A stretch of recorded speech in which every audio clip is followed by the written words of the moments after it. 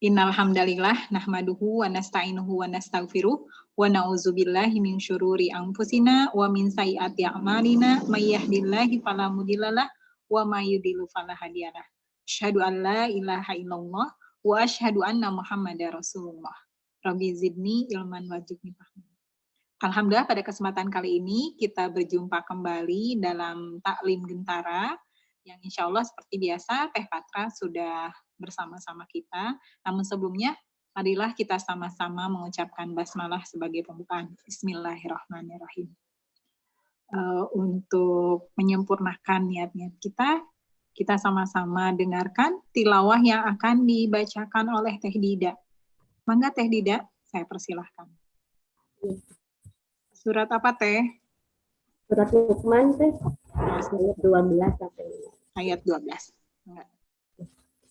A'udzu billahi minasyaitonir rajim. Bismillahirrahmanirrahim. Wa laqad atayna Luqmanal hikmata an yashkur lillah wa man yashkur fa innama yashkuru li nafsihi wa man kafara fa innallaha ghaniyyun hamid. Wa idh qala Luqmanu libnihi wa huwa ya'idhuhu ya bunayya tusyrik billah inna syirka la zulmun 'adzim. Wa wassayna al-insana biwalidayhi hamalathu ummuhu wahnan 'ala wahnin wa qaluhu fi 'amaini an ishkur li wa liwalidayk ilayyal masir. Wa in jahadaka 'ala an tusyrika bima laysa laka bihi 'ilmun fala tuti'huma wa sahibhuma fid dunya ma'rufa wattabi' sabila man anaba ilayya thumma ilayya marji'ukum fa unabbi'ukum bima kuntum ta'malun.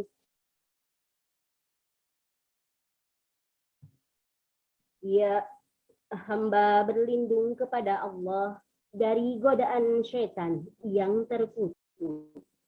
Dengan asma Allah yang maha pengasih lagi maha penyayang. Dan sungguh telah kami berikan yaitu bersyukurlah kepada Allah. Dan barang siapa bersyukur kepada Allah, maka sesungguhnya dia bersyukur untuk dirinya sendiri. Dan barang siapa tidak bersyukur, maka sesungguhnya Allah Maha Kaya, Maha Terpuji. Dan ingatlah ketika Luqman berkata kepada anaknya, ketika dia memberi pelajaran kepadanya, "Wahai anakku, janganlah engkau mempersekutukan Allah. Sesungguhnya mempersekutukan Allah adalah benar-benar kezaliman yang besar." Kami mewasiatkan kepada manusia agar berbuat baik kepada kedua orang tuanya. Ibunya telah mengandungnya dalam keadaan lemah yang bertambah-tambah dan menyapihnya dalam 2 tahun. Bersyukurlah kepadaku dan kepada Tuhan, kepada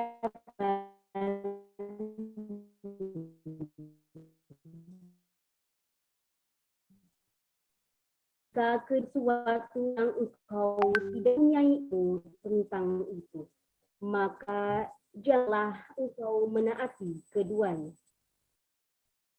Tetapi pergaulilah keduanya di dunia dengan baik dan ikutilah jalan orang yang kembali kepadaku. Kemudian hanya kepadaku kamu kembali. Lalu aku beritahukan kepadamu apa yang biasa kamu kerjakan. Maha benar Allah dengan segala firman-Nya yang maha. Wassalamualaikum warahmatullahi wabarakatuh. Waalaikumsalam warahmatullahi wabarakatuh. Jazakillah khair kepada Teh Dida yang sudah tilawah dan juga membacakan terjemahannya. Insya Allah mudah-mudahan dengan dibacakannya Al-Quran tadi surat Luqman membuat hati kita semakin menyiapkan diri ya. Ternyata memang seperti itulah bagaimana Luqman bukan seorang nabi namun betapa itu bisa dijadikan teladan buat kita. Dan subhanallah ada kabar gembira untuk para orang tua. Ini yang dikatakan oleh Ibnu Qayyim al-Jauzi, ada dosa, ada kemaksiatan yang Allah tidak hapuskan. Dosa dan kemaksiatan itu kecuali dengan kelelahan yang dia rasakan dalam mendidik, merawat anak selama diniatkan untuk taat kepada Allah. Itu ya berkaitan dengan materi hari ini yang akan disampaikan oleh Teh Patra, urgensi berkisah dalam mendidik anak. Apa saja sih sebetulnya urgensi berkisah? Karena kita merasakan ketika mendidik anak, yang namanya mendidik anak tuh kan lumayan ya, banyak sekali yang kita rasa kalau boleh dibilang awalnya lucu-lucu banget, pika lucuan gitu ya, lama-lama pika apa ya? Ya adalah yang menggoda iman kita, yang bisa menimbulkan kita emosi. Padahal anak itu kan jauh terpaut jauh dengan kita, tapi ada saja ujian-ujian ya. Sebelum ke sana, Teh Yuliar bisa menyampaikan sepatah dua patah kata, Teh Yu? Atau mau langsung Teh Patra saja? Kalau Teh Yuliar sedang kesulitan, kita langsung Teh Patra saja ya. Teh Patra sudah hadir, Teh? Coba saya cek. Boleh Teh Feti saya? Oh iya, boleh. Kalau gitu Teh Yuliar dulu ya. Ya, mangga Teh Yuliar. Ini kaitannya dengan apa ya kalau misalnya yang dengan aktivitas saya sebagai ibu rumah tangga atau misalnya aktivitas saya bersama Gentara atau bagaimana Teh Feti?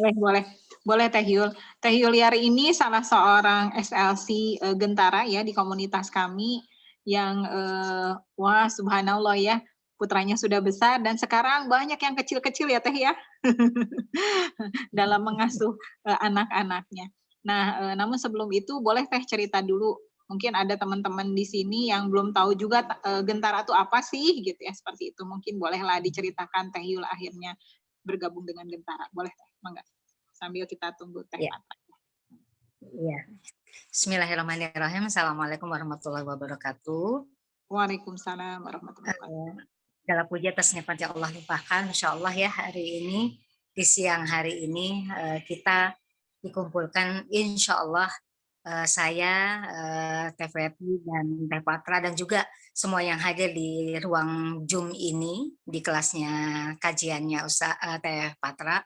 Insya Allah Allah limpahkan keberkahan, lalu kesehatan, kekuatan iman dan Islam ya sehingga yang dengan sabab semua itulah kita bisa berkumpul ya semua insya Allah dalam keadaan yang penuh dengan kebahagiaan itu yang kita harapkan bersama.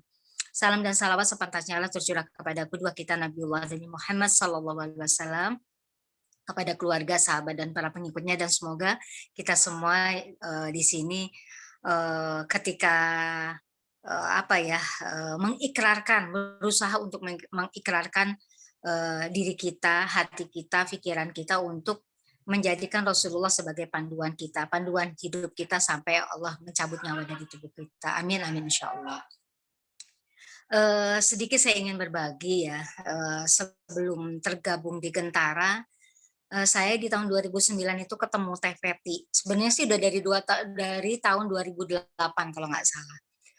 Namun di 2009 itu ketika ketemu lagi sama Teh Feti, saya tuh saat itu sedang mencari buku sirah gitu ya, yang sebenarnya saya ingin banget ya, punya cita-cita udah lama banget ingin punya buku sirah, tapi buku sirah yang apa ya, yang nggak bikin saya ngantuk gitu ketika saya baca itu. Dan saya memang karena memang dari kecil udah dikenalkan dengan buku, sehingga memang sirah ini menjadi salah satu apa ya, sasaran yang sedang saya cari gitu ya pada saat itu di tahun 2009. Dan tidak ada segala sesuatu yang kebetulan ya, memang Allah mentakdirkan saya ketemu Teh Feti. Teh Feti ini ngenalin gitu. Ada waktu itu pada saat itu ada buku Muhammad Teladanku. Mungkin yang sekarang ini di Sigma Daya Insan itu ada buku namanya buku Muhammad Teladan Sepanjang Zaman. Nah dulu sebelum buku Muhammad Teladan Sepanjang Zaman itu ada namanya buku Muhammad Teladanku.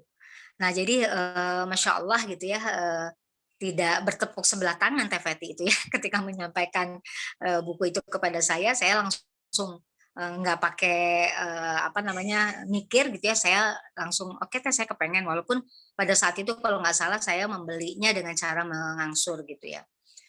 Nah, Masya Allah gitu ya, dengan seiring dengan waktu, saya alhamdulillah kami sekeluarga ya, bertiga, saya, suami dan Syifa, berhasil menamatkan buku sirah itu, yang sebenarnya memang udah ketika saya kan udah setiap ada apa namanya, ada yang merekomendasikan buku sirah, beli, "Oh, buku sirah ini bagus," saya beli. Ternyata nggak ini gitu ya, nggak apa namanya, nggak sampai tamat gitu, nggak sampai khatam bacanya. Tapi Masya Allah gitu, Muhammad Teladanku itu karena memang, tulisannya besar gitu ya, terus ada banyak, apa, gambar, itu sehingga akhirnya Masya Allah saya, diperkenankan, diizinkan oleh Allah untuk menghatamkannya. Nah, ala kulli hal sepanjang, setelah apa, saya berinteraksi dengan buku Sigma Daya Insani, beberapa setelah Muhammad Teladanku, ada beberapa buku yang juga saya miliki. Akhirnya saya bermaksud gitu ya, punya niat juga untuk bergabung. Enak banget ya kayaknya punya buku. Terus saya apa namanya, kalau bisa kepingin sekali ngenalin buku bagus ini ke teman-teman saya yang lain.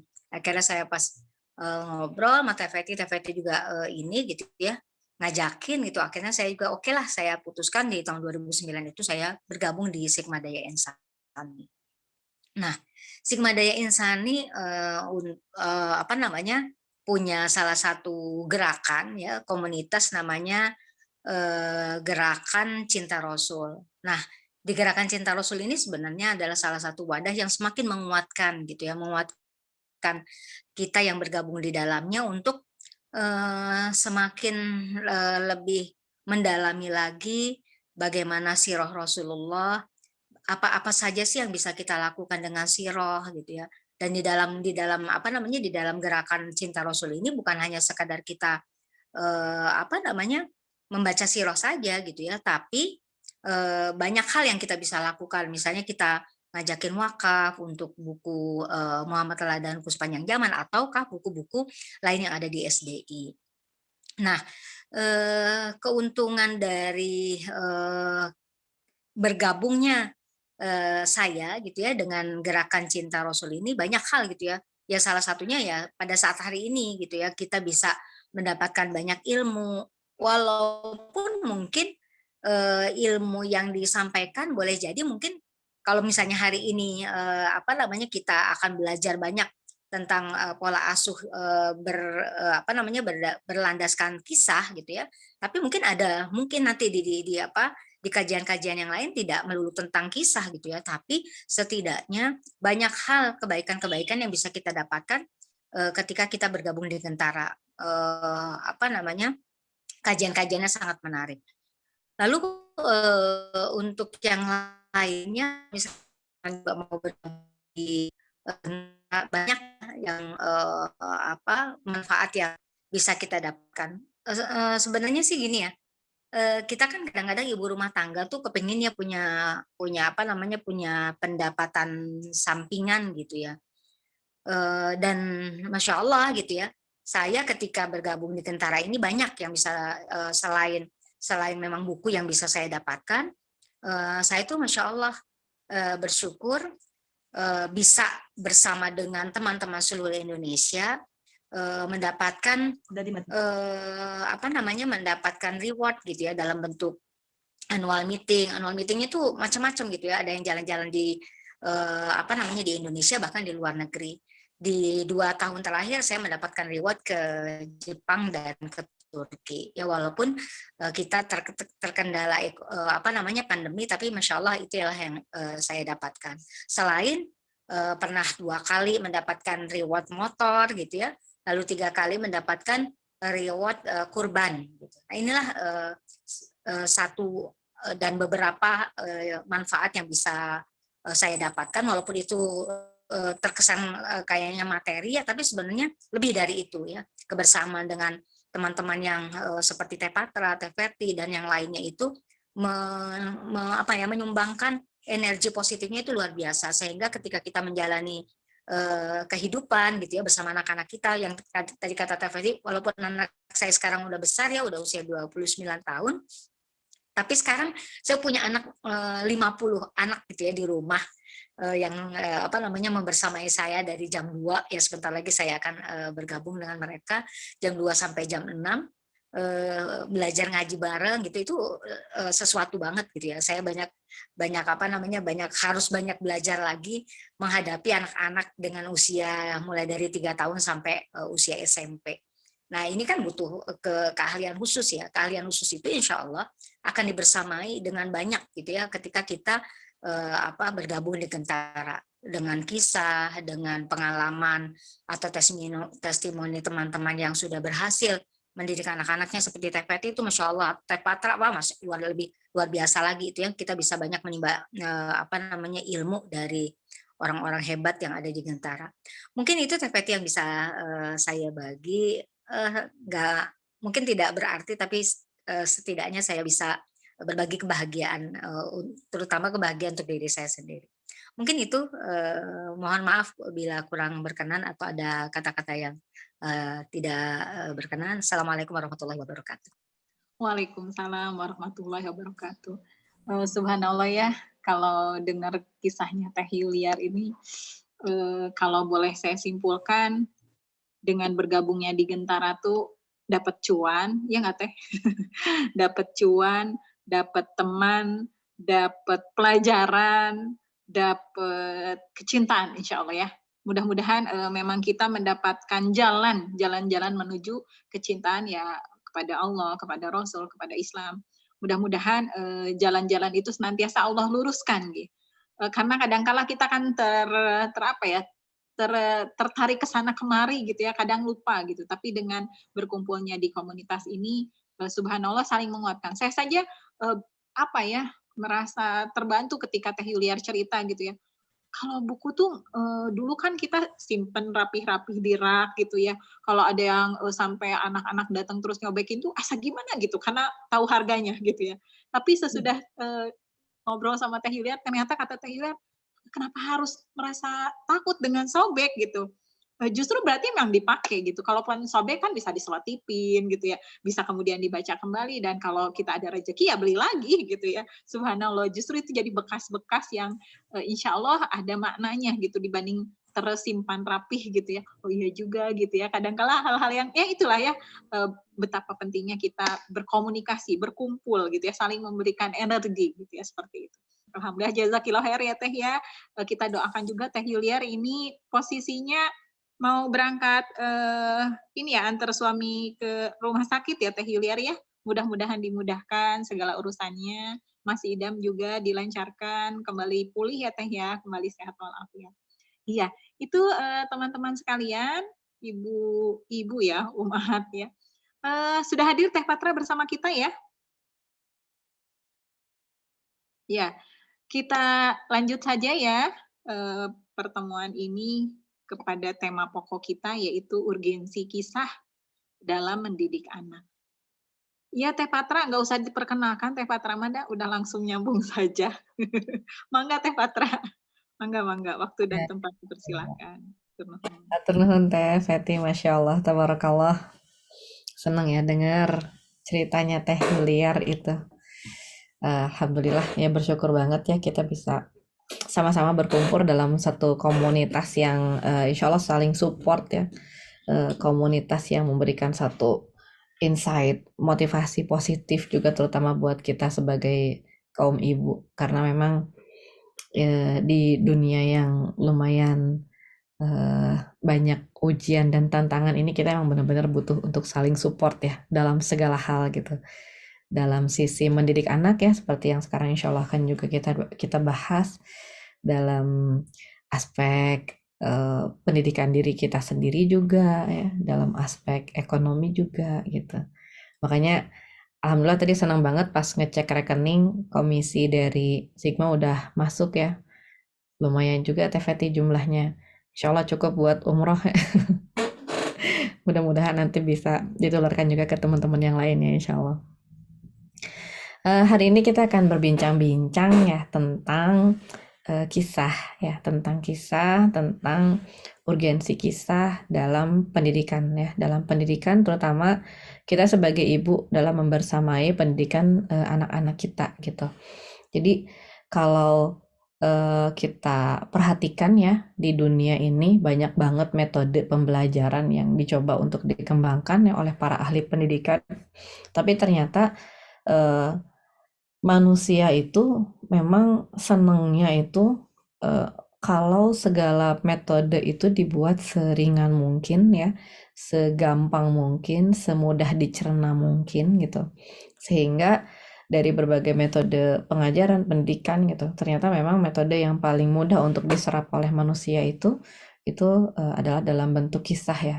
Jadi dalam bentuk kisah dan permainan ya. Tapi yang hari ini kita akan bahas lebih lanjut itu adalah dalam bentuk kisah gitu.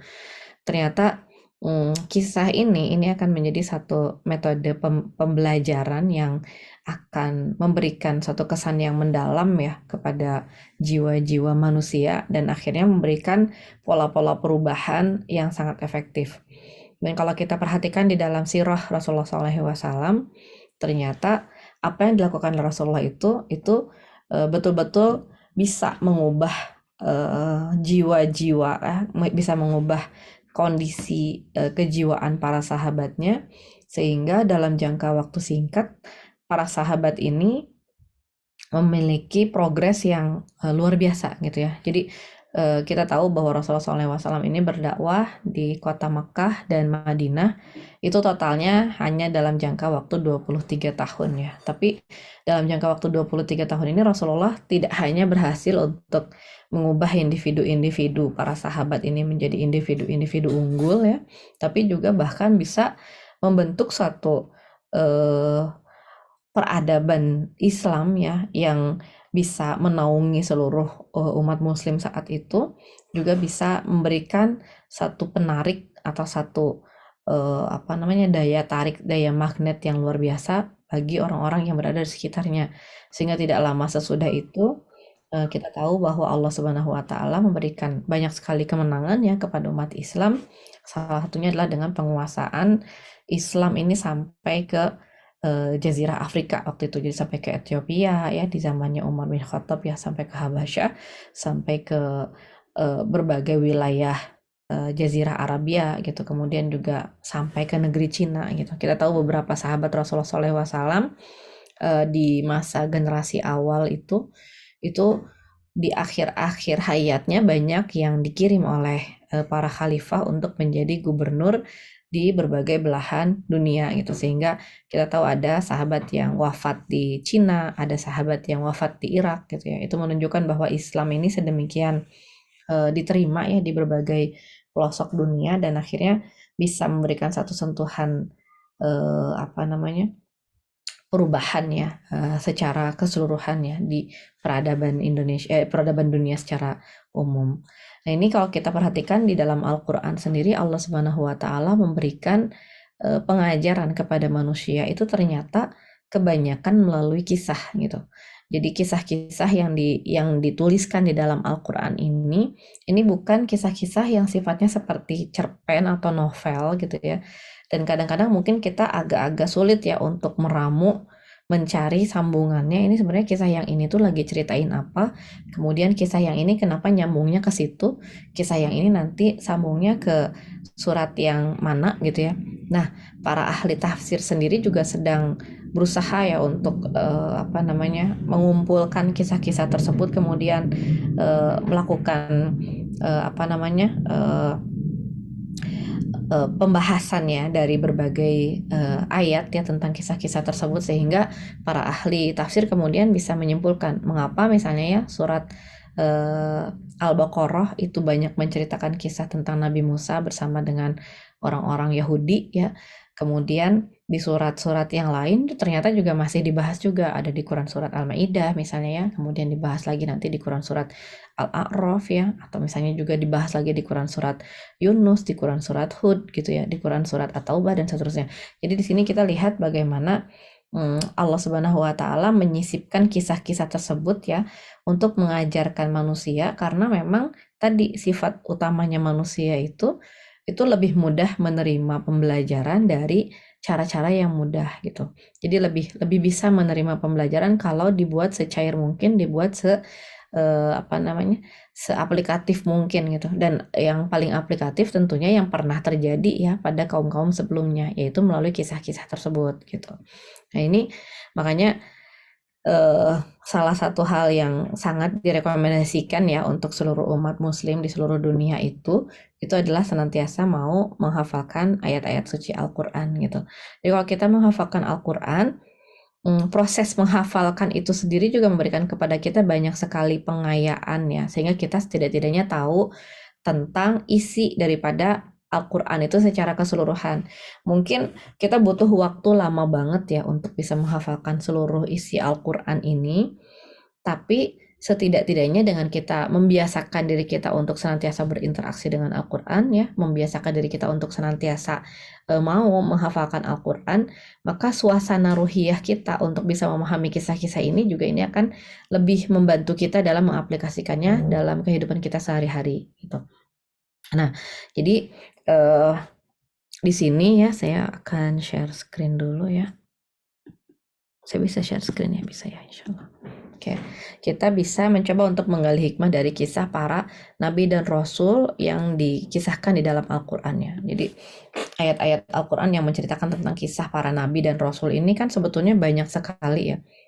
Dari mulai surat Al-Baqarah sampai akhir Al-Qur'an gitu ya, sampai di juz amma itu ada kisah tentang gajah gitu ya, pasukan bergajah. Kemudian juga ada kisah tentang orang-orang Quraisy ya, tentang Al-Kafirun ya, tentang orang-orang kafir dan seterusnya. Jadi sampai akhir juz amma itu Allah Subhanahu wa taala memberikan banyak sekali penggalan-penggalan kisah ya untuk kita pelajari, untuk kita ambil hikmahnya. Kemudian kita nanti akan bisa sampaikan itu kepada putra-putri kita khususnya gitu ya, sebagai salah satu bentuk pembelajaran dan pendidikan yang insya Allah efektif banget buat mereka gitu ya. Nah di sini saya nggak akan menjelaskan seluruh kisah para nabi gitu ya, ada beberapa nabi aja yang mungkin akan kita highlight di awal-awal ini ya. Yang pertama, kalau kita perhatikan di Quran surat Al-Baqarah ayat mulai dari ayat ke-30 ya, Allah menceritakan kisah manusia pertama ya di muka bumi, yaitu Nabi Adam alaihi salam gitu ya. Di Quran surat Al-Baqarah ini kita diberikan suatu suguhan kisah yang sangat luar biasa, yaitu ketika Allah Subhanahu wa taala menyampaikan kepada malaikat untuk bahwa Allah akan menciptakan jenis baru gitu ya, jenis baru, spesies baru, yaitu manusia gitu. Tapi kemudian kita tahu bagaimana malaikat itu sempat mempertanyakan ya kepada Allah Subhanahu wa taala gitu ya, mengapa engkau akan menciptakan makhluk yang akan membuat kerusakan ya di muka bumi gitu. Nah, tapi kemudian kita akan disuguhi gitu dengan beberapa frame ya yang kita tahu bahwa kalau di Quran surat Al-Baqarah awal itu yang dikisahkan itu hanya sampai turunnya Nabi Adam alaihi salam ke dunia gitu. Selanjutnya di dunia itu seperti apa itu Allah ceritakan di Quran surat Al-Maidah gitu. Jadi kisah tentang putra-putri Adam itu Allah ceritakan itu nanti di Quran surat Al-Maidah ya. Di sana diceritakan bagaimana kedua anak Adam ini saling berselisih faham, kemudian mereka juga melakukan hal-hal seperti yang diajarkan gitu ya oleh Allah Subhanahu wa taala, tapi kemudian terjadi persaingan yang sengit di antara mereka. Nah, jadi kalau di Quran surat Al-Baqarah ini baru sampai kisah diturunkannya Adam alaihi salam dari tempat yang mulia yaitu dari surga ke tempat yang dijanjikan yaitu bumi gitu ya. Di sini dikatakan bahwa Nabi Adam alaihi salam ini kemudian diberikan suatu kekuatan, suatu kelebihan ya, keunggulan oleh Allah Subhanahu wa taala, yaitu keunggulan untuk bisa berkomunikasi gitu ya. Keunggulan untuk bisa berkomunikasi, keunggulan untuk bisa memberi nama ya. Kalau di dalam Al-Qur'an itu istilahnya itu memberikan nama kepada barang-barang atau kepada benda-benda gitu ya. Tapi pada hakikatnya kemampuan memberi nama ini adalah kemampuan untuk bisa mengkomunikasikan segala sesuatu itu dengan lebih efektif dan produktif gitu ya.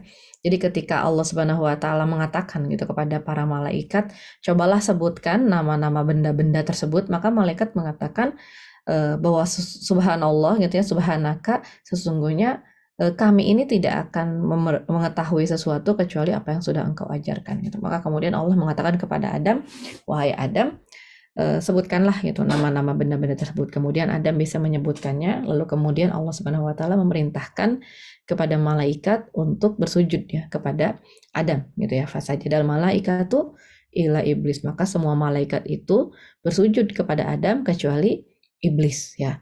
Di sini kita lihat yang pertama ya yang mungkin akan kita highlight adalah bahwa manusia itu ya diberikan oleh Allah satu keunggulan yang tidak diberikan kepada makhluk lain, yaitu kelebihan dalam bentuk akal ya, dalam bentuk otak yang volumenya itu luar biasa besar ya. Kalau dibandingkan dengan hewan-hewan atau makhluk-makhluk Allah yang lain, manusia ini punya akal yang ukurannya besar.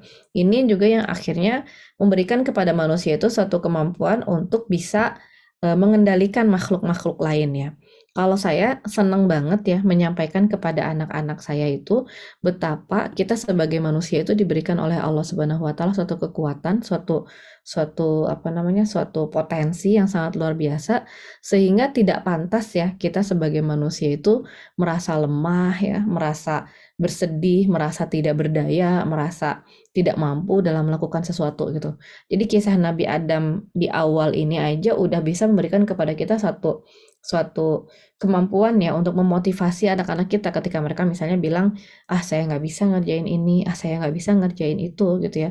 Dengan kita memahami bahwa Adam alaihissalam diturunkan oleh Allah Subhanahu wa taala ke bumi itu dengan segala macam kelebihannya, bahkan malaikat pun diperintahkan untuk bersujud kepada alam, kita tuh seharusnya punya satu confidence ya di dalam diri kita yang kita tularkan juga kepada anak-anak kita, bahwa Allah itu menciptakan kita ini nggak sembarangan gitu. Kita ini bukan makhluk yang asal ada aja gitu ya. Kita ini bukan makhluk yang tiba-tiba muncul gitu aja gitu ya karena keisengan Allah Subhanahu wa taala, bukan. Tapi kita ini adalah sebuah makhluk yang diberikan oleh Allah Subhanahu wa taala, dihidupkan ya, diciptakan oleh Allah Subhanahu wa taala itu dengan suatu hikmah yang sangat besar gitu. Jadi ada satu skenario khusus yang Allah ciptakan kepada kita gitu ya.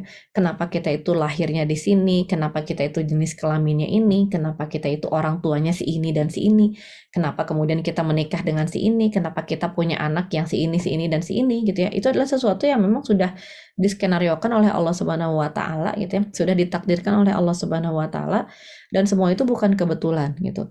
Jadi semua itu by purpose, semua itu disengaja oleh Allah Subhanahu wa taala ya. Semua itu merupakan suatu bukti kebesaran Allah Subhanahu wa taala gitu ya. Sehingga tidak layak bagi kita manusia ini merasa bahwa kita ini adalah makhluk yang lemah gitu ya, makhluk yang tidak bisa melakukan apa-apa, makhluk yang tidak mau memproduksi apa-apa, makhluk yang tidak mau mengikhtiarkan apa-apa gitu. Karena kita ini punya tubuh yang kalau mau dihitung dengan materi itu luar biasa mahal sekali gitu ya. Jadi kalau ada teman-teman yang berusaha misalnya untuk menilai, untuk menghitung berapa sih jumlah tubuh manusia gitu ya, berapa sih nilai nominal tubuh manusia, maka sesungguhnya nominal tubuh manusia ya, walaupun misalnya kita ngerasa kita adalah manusia paling bodoh di seluruh dunia, kita adalah manusia paling paling miskin di seluruh dunia, itu sebetulnya kita bawa badan kita sendiri aja itu nilainya udah luar biasa gitu ya, udah sangat-sangat mahal gitu ya. Mungkin teman-teman tahu ya kalau misalnya kita ingin membersihkan apa namanya, memperbaiki mata kita saja ya, buat teman-teman yang minus misalnya ya, yang punya apa gangguan mata minus, kemudian ingin memperbaiki sedikit saja dari lensa matanya gitu dengan operasi lasik ya, itu membutuhkan biaya yang cukup besar ya, bisa sampai 30 sampai 40 juta rupiah gitu ya, belum sama kontrolnya, belum sama apa namanya, biaya-biaya sampingannya gitu ya, dan seterusnya ya. Padahal itu bukan membuat mata gitu ya, bukan mencangkok mata juga, bukan menciptakan mata juga, hanya memperbaiki sedikit lensanya saja gitu ya, hanya mengkoreksi bentuk lensanya saja itu harganya udah segitu gitu ya. Belum lagi kalau misalnya kita ingin menghitung ya, berapa sih jumlah organ-organ tubuh kita ini, berapa harganya kalau misalnya kita sampai harus membeli ya organ-organ tubuh manusia itu, nauzubillah min dzalik ya. Kalau misalnya kita sampai harus membeli hati, kita harus sampai membeli jantung, kita harus sampai membeli ginjal, itu jumlahnya itu tidak akan bisa dihitung ya dengan hartanya manusia gitu ya. Sehingga Allah Subhanahu wa taala itu menciptakan kita ini dengan satu kekayaan, dengan satu nilai yang teramat sangat berharga gitu ya. Itulah sebabnya kenapa kita sebagai manusia ini wajib bersyukur kepada Allah Subhanahu wa taala. Dan ini akan kita tanamkan ya kepada anak-anak kita, bahwa kita itu diciptakan itu bukan dengan sembarangan aja gitu ya. Makanya kita wajib bersyukur kepada Allah Subhanahu wa taala. Kita sampaikan kepada anak-anak kita, kalau kamu sampai nggak jadi orang yang soleh, kalau kamu sampai nggak jadi orang yang berterima kasih kepada Allah Subhanahu wa taala, kalau kamu sampai jadi orang yang nggak bersyukur kepada Allah Subhanahu wa taala gitu ya, sungguh kamu itu nggak tahu malu, nggak tahu diri gitu ya. Dan kisah ini tuh bisa kita sampaikan itu bukan hanya ke anak-anak kecil gitu. Jadi kalau misalnya kita selalu mengidentikan kata kisah itu dengan cerita atau dongeng kepada anak-anak ya, itu sebetulnya tidak tepat, karena Allah Subhanahu wa taala menciptakan kisah ini buat kita orang dewasa, bukan buat anak kecil gitu ya. Biasanya kan teman-teman kalau ngedengar kata mendidik anak melalui kisah misalnya ya. Waktu ke Depok. Iya, buat Dede boleh. Sekarang. Boleh. Kalau kita dengar istilah mendidik anak-anak dengan kisah atau mempelajari kisah untuk mendidik anak, itu yang kebayang kita tuh ngumpulin anak-anak terus kita storytelling gitu ya, dengan mimik muka, dengan ekspresi. Itu sebetulnya bukan cuman itu. Anak-anak iya, kita akan mencoba untuk menyederhanakan kisah-kisah tertentu supaya mereka itu bisa apa namanya, bisa memahami gitu ya apa yang disampaikan di dalam Al-Qur'an. Tapi hakikatnya gitu ya, kisah-kisah ini adalah untuk kita gitu ya, orang-orang dewasa. Maka ini juga akan kita sampaikan kepada anak-anak kita yang usianya lebih besar gitu ya, yang usianya lebih besar, yang usianya juga menjelang remaja gitu. Jangan lagi ada misalnya orang yang bilang, teh anak-anak saya udah gede-gede gitu ya, masa mau dikasih cerita gitu ya. Iya emang dikasih cerita gitu. Jadi kalau di rapat keluarga Kamili itu biasanya kita sebelum rapat itu kan ada tausiah gitu ya. Dan tausiah itu memang kebanyakan isinya cerita gitu ya, isinya kisah gitu. Jadi kalau misalnya sebelum rapat ini kita ada arahan gitu ya, ada arahan materi, ada arahan evaluasi gitu ya, maka sebelumnya kita akan memulainya dengan kisah gitu ya. Mau kisah Nabi, mau kisah sahabat Rasulullah SAW, ada kisah juga tentang para salafus soleh gitu ya, kisah tentang para ulama, kisah tentang perjuangan saudara-saudara kita di Afghanistan, di Palestina, kisah tentang orang-orang kafir gitu ya, kisah tentang orang-orang yang membangkang.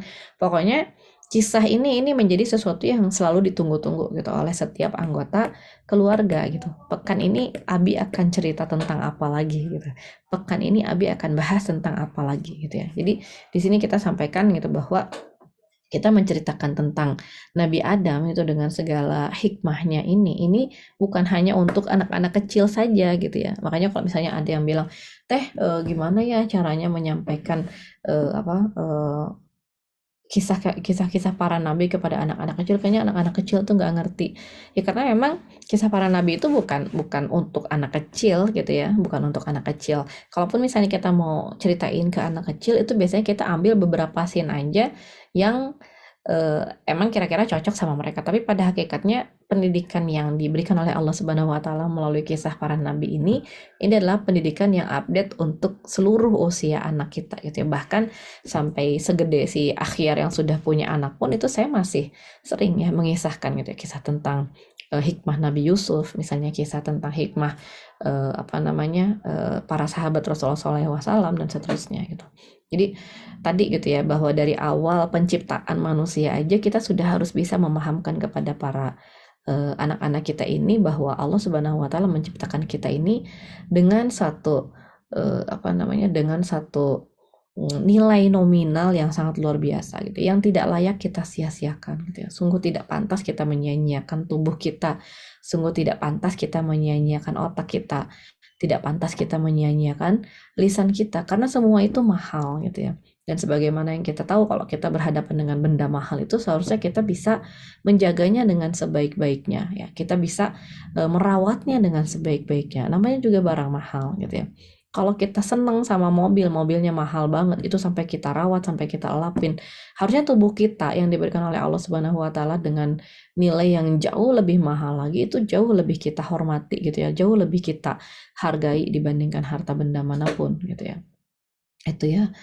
Yang pertama ya, tentang Nabi Adam itu memberikan kepada kita suatu kesadaran tentang nilai daripada diri kita sendiri gitu, nilai daripada tubuh kita sendiri. Itu belum sama kemampuan otaknya, belum sama kemampuan ruhiyahnya, baru fisiknya aja tuh nilai tubuh kita itu sudah sangat luar biasa gitu ya. Jadi jangan suka merasa minder, jangan suka merasa rendah diri, karena Allah sudah memberikan kepada kita tuh suatu aset yang sangat penting, yang sangat luar biasa gitu ya. Baru kemudian nanti tadi gitu ya, Allah menciptakan manusia dengan kemampuan akalnya sehingga dia bisa berkomunikasi gitu ya. Yang dengan komunikasi itu manusia bisa membangun banyak sekali benda gitu ya, bisa membuat banyak sekali barang-barang ciptaan gitu ya. Jadi dengan adanya komunikasi ini manusia bisa saling memahami apa yang dibutuhkan satu sama lain, bisa memahami bahwa kita itu akan lebih mudah pekerjaannya kalau kita bisa menciptakan ya, menemukan penemuan-penemuan terbaru gitu ya. Dengan adanya kemampuan komunikasi, manusia bisa berdiskusi, bisa bekerja sama, bisa mengembangkan kolaborasi dan konsolidasi gitu ya, sehingga kita bisa menciptakan hal-hal yang tidak akan terbayangkan oleh makhluk lain gitu ya.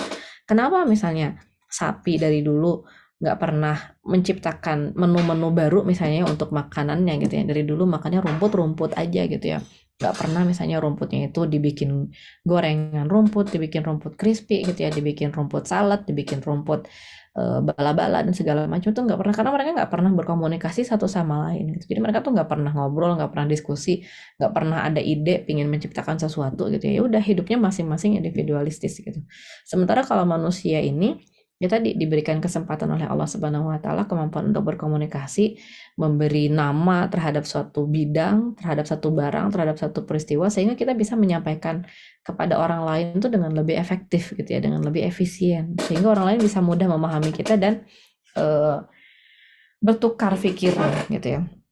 Ini akhirnya membuat manusia itu berkembang pesat sekali ya sampai sekarang gitu ya, sehingga kita punya kemampuan untuk memudahkan kehidupan kita melalui teknologi. Kita juga bisa menciptakan banyak perbaikan melalui ilmu pengetahuan yang kita buat gitu ya. Kita bisa memakmurkan bumi dan bisa melaksanakan amanah-amanah kita sebagai seorang khalifah ya di muka bumi gitu ya. Jadi luar biasa gitu ya, kekuasaan yang diberikan oleh Allah Subhanahu wa Ta'ala kepada manusia di muka bumi itu, bahkan sampai Allah mengatakan bahwa bumi ini diciptakan oleh Allah Subhanahu wa Ta'ala itu untuk kepentingan manusia gitu ya. I'lamu anallaha yuhyil arda ba'da mautiha. Ketahuilah bahwa Allah itu sudah menghidupkan bumi sesudah matinya. Itu untuk kepentingan manusia gitu ya. Yang Allah menciptakan bumi, kemudian menurunkan hujan, kemudian Allah menurunkan dengan air itu menumbuhkan biji-bijian, kemudian biji-bijian itu nanti dimakan, kemudian menjadi makanan untuk binatang ternak dan seterusnya. Itu semua adalah untuk manusia gitu ya. Makanya Allah Subhanahu wa Ta'ala memerintahkan tadi malaikat itu untuk bersujud kepada Adam. Jangan sampai kita, nauzubillah min dzalik, dan anak cucu kita, ya, nauzubillah min dzalik, itu menjadi manusia-manusia, makhluk-makhluk yang tunduk ya kepada jin, misalnya kita takut sama setan gitu ya. Ini juga nanti kita bisa ajarin kepada anak-anak kita. Kenapa kita harus takut sama jin? Kenapa kita harus takut kepada setan? Padahal Allah itu sudah menciptakan kita itu dengan ahsanul khaliqin, dengan sebaik-baik penciptaan gitu ya. Bahkan Allah sudah memerintahkan setan, jin gitu ya, dan bahkan malaikat untuk bersujud kepada kita gitu ya. Sehingga nggak ada lagi gitu ya anak-anak kita yang habis nonton film hantu-hantuan terus ketakutan gitu ya, nggak berani ke kamar mandi sendiri ya. Salah satunya dari pemahaman akan kisah Nabi Adam ini gitu, bahwa kita itu lebih mulia dari makhluk manapun ya yang diciptakan oleh Allah Subhanahu wa taala gitu ya. Nah, tapi dari sisi kepenasarannya manusia itu gitu ya, maka kita tahu bagaimana Nabi Adam alaihi salam, ya ini juga masih ada di Quran surat Al-Baqarah, itu akhirnya digoda ya oleh setan gitu ya, digoda oleh setan, dikatakan gitu ya bahwa kita itu dilarang ya, ketika Allah melarang Adam untuk mendekati sebuah pohon gitu ya, maka setan menggoda Adam untuk mendekati pohon tersebut, bahkan memakan buahnya gitu ya. Kalau di dalam Quran surat Al-A'raf itu sampai diceritakan bagaimana syaitan itu mengatakan bahwa sesungguhnya Allah tidak melarang kamu kecuali untuk mencegah kamu dari kekekalan gitu, dari keabadian gitu. Jadi kata setan itu gitu ya, Allah itu melarang kamu di situ tuh karena Allah nggak ingin kamu menjadi makhluk yang abadi gitu. Itu akhirnya membuat Adam alaihi salam pun tergelincir ya ke dalam dosa gitu ya, tergelincir ke dalam dosa sehingga akhirnya melakukan sesuatu yang dilarang oleh Allah Subhanahu wa taala ya. Jadi kita paham ya bahwa manusia itu pada fitrahnya memang selalu punya kecenderungan untuk melanggar aturan gitu ya, untuk bandel gitu ya. Makanya kan kadang-kadang ada tuh ya dimanfaatkan itu untuk untuk teknik marketing gitu ya. Jadi sengaja bikin tulisan gede-gede, jangan lihat kanan gitu ya, karena manusia itu bawaannya suka penasaran. Jadi kalau ngedenger kata jangan itu akhirnya malah tergoda gitu ya, malah tertarik untuk ingin tahu apa sih sebetulnya yang dilarang itu gitu ya. Pokoknya banyak lah ya teknik-teknik marketing itu yang akhirnya menggunakan kecenderungan manusia untuk melanggar aturan itu gitu. Kayak misalnya tadi larangan untuk melakukan sesuatu, jangan tonton video ini gitu. Itu malah membuat manusia itu semakin tertarik gitu ya untuk menonton video tersebut gitu ya. Bahkan ketika ada gembar-gembor misalnya ya, film-film yang diciptakan oleh orang-orang kafir yang konon menghina Nabi Muhammad SAW itu sebagian ulama ada yang mengatakan jangan disebarkan dan gak usah diprotes gitu. Karena kenapa? Kalau misalnya sampai diprotes kemudian menjadi viral, itu malah akan mengajak orang lain itu untuk nonton gitu ya. Jadi malah naik terus postingannya gitu. Jadi mendingan udah gak usah dibahas, gak usah dipeduliin gitu ya, biar biar gak ada yang peduli gitu dengan hasil karya tersebut gitu. Dan memang kadang-kadang kayak gitu ya, semakin diviralkan kata jangan itu gitu ya, semakin dilarang itu semakin mereka itu mendapatkan apa yang mereka inginkan gitu ya, makin tenar, makin viral gitu ya, makin banyak penontonnya gitu ya, makin banyak followernya gitu. Inilah yang akhirnya kita harus pahami gitu ya, tentang kecenderungan manusia untuk melanggar aturan. Makanya ketika kita menerapkan aturan ya kepada anak-anak kita gitu, kita harus paham bahwa pasti ada kecenderungan anak kita ini untuk mencari celah ya dari aturan-aturan yang dia buat gitu, yang kita buat bersama gitu. Jadi kita tuh jangan sakit hati banget kalau misalnya kita tuh udah bikin aturan tapi kemudian anak kita itu melanggar aturan tersebut, karena memang fitrahnya manusia itu gitu ya, penasaran gitu ya.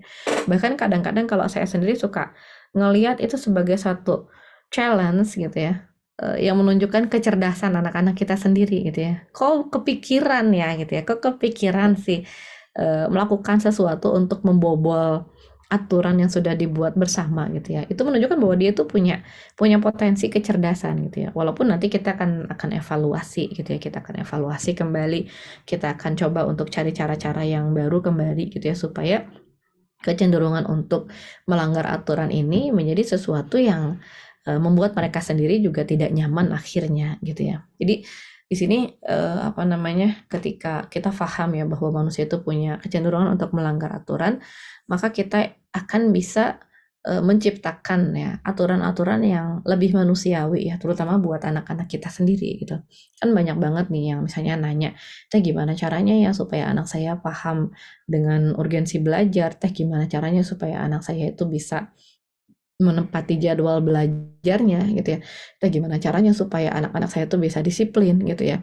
Nah, di sini kita harus paham gitu ya bahwa manusia itu pada dasarnya nggak mau diatur. Tapi manusia itu nggak bisa hidup kalau nggak diatur sebetulnya gitu ya. Makanya kayak misalnya anak gitu ya. Anak itu kalau misalnya mereka itu disuruh belajar untuk ujian gitu ya, mereka itu biasanya nggak mau gitu ya. Disuruh belajar untuk ujian itu mereka nggak akan mau karena mereka malas gitu ya belajar, kemudian meluangkan waktu segala macam. Tapi kalau misalnya kita bilang, ya udah kalian nggak usah belajar sama sekali gitu, kalian nggak usah belajar sama sekali, terserah kalian aja. Itu juga ternyata tidak membuat mereka bahagia, apalagi ketika misalnya udah dibebasin, mereka main sepanjang hari, nggak belajar sama sekali, terus ternyata pas ujian nggak bisa. Itu juga membuat mereka itu nggak bahagia. Mereka menyesal gitu ya, mereka merasa kecewa kepada diri mereka sendiri. Mereka menyalahkan diri kita sendiri. Ya samalah kayak kita gitu ya. Kita sendiri juga nggak suka kalau diatur. Tapi kalau misalnya kita melakukan sesuatu yang menurut kita tidak nggak perform gitu ya. Menurut kita itu nggak bisa menghasilkan sesuatu yang optimal untuk diri kita sendiri, kita juga marah gitu ya kepada diri kita sendiri. Kita menyesali diri kita sendiri, kenapa ya saya nggak bisa kayak gini, kenapa ya saya nggak bisa kayak gitu. Ya ibu-ibu misalnya, kalau disuruh sabar sama anaknya, jangan marah, itu biasanya nggak mau gitu ya.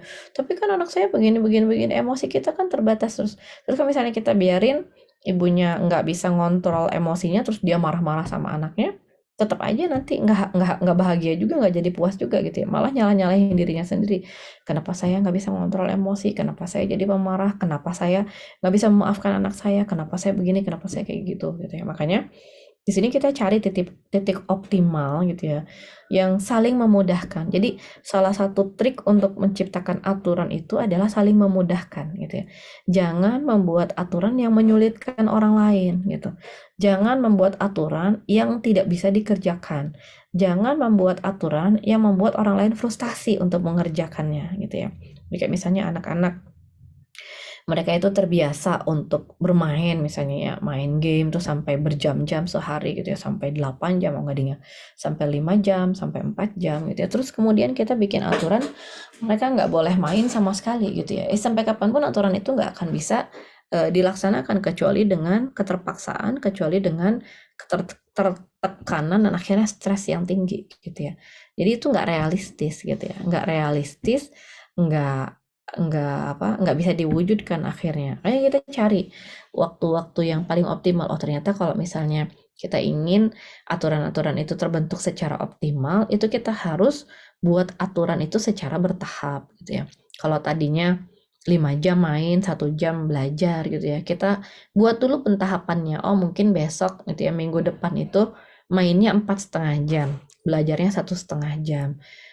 Minggu depannya lagi atau bulan depannya lagi mainnya jadi tinggal 4 jam, belajarnya 2 jam gitu terus gitu ya. Jadi ada progres ya, ada progres yang membuat kita itu merasa kita mampu melakukan aturan, kita mampu menciptakan perbaikan-perbaikan dalam diri kita sendiri gitu ya. Ini ya, jadi ada kecenderungan manusia untuk melanggar aturan, dan itu udah dari sononya gitu ya. Maksudnya Nabi Adam alaihissalam pun tadi gitu ya, tertarik dengan godaan setan itu karena ada kecenderungan manusia itu untuk melanggar aturan. Tapi ini bukan menjadi excuse, oh kalau gitu semua orang udah aja gitu ya, nggak usah diatur, nggak bisa kayak gitu tadi, karena memang manusia itu pada hakikatnya nggak bisa hidup kalau nggak diatur gitu ya, repot sendiri gitu ya.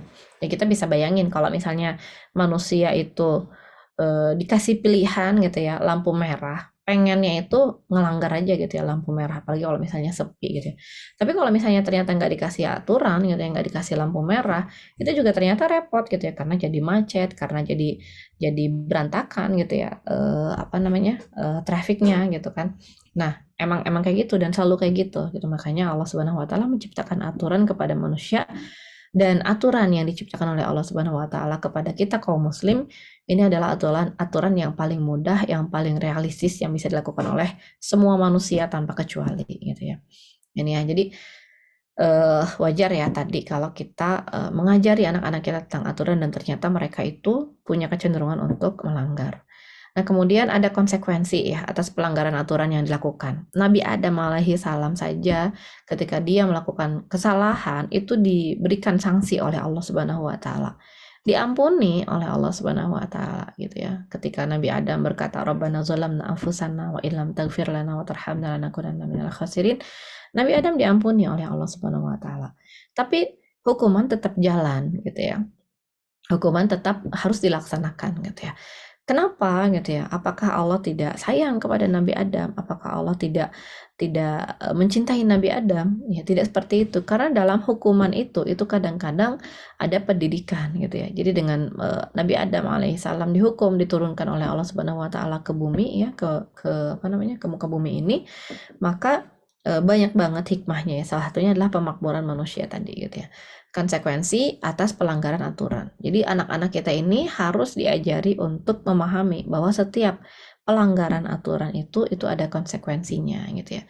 Dan konsekuensi ini harus disepakati bersama ya, harus difahami bersama. Tidak boleh membuat konsekuensi yang sifatnya satu pihak saja gitu ya. Pokoknya mamahnya tiba-tiba ngasih hukuman yang anaknya nggak tahu apa-apa, yang anaknya nggak ngerti apa-apa, dan anaknya juga nggak setuju gitu ya. Nah ini nggak boleh gitu ya.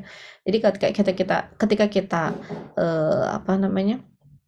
menciptakan gitu ya, kita menciptakan satu konsekuensi tersebut, maka sebisa-bisanya konsekuensi tersebut juga atas keridhaan semua pihak ya.